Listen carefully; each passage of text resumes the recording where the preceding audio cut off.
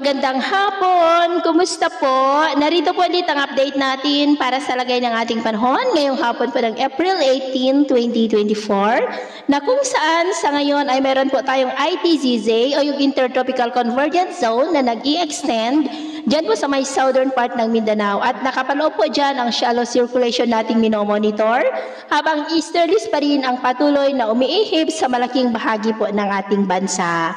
At ito nga ang pinapakita ng forecast model natin pong ginagamit hanggang po sa susunod na 2 linggo.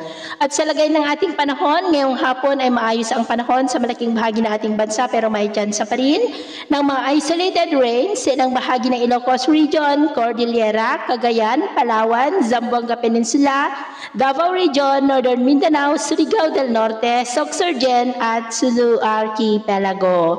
At mamayang gabi, posible pa rin ang mga isolated rains sa malaking bahagi ng Mindanao, ilang bahagi ng Ilocos Region, Cordillera, ilang bahagi ng Cagayan, ilang bahagi ng Tarlac at Palawan. Sa atin naman pong mga baybayin, wala naman po tayong nakataas na anumang gale warning signals, pero iba yung pag-iingat lamang po kung papalaot tayo para po mas makaiwas sa mga sakunang pangkaragatan. So, ito po ang latest update natin sa araw na ito. At ako pumuli si James na nagsasabing sa kahit na pagsubok po na darating sa ating buhay, huwag po tayong mawawalan ng pag-asa. Thank you and God bless.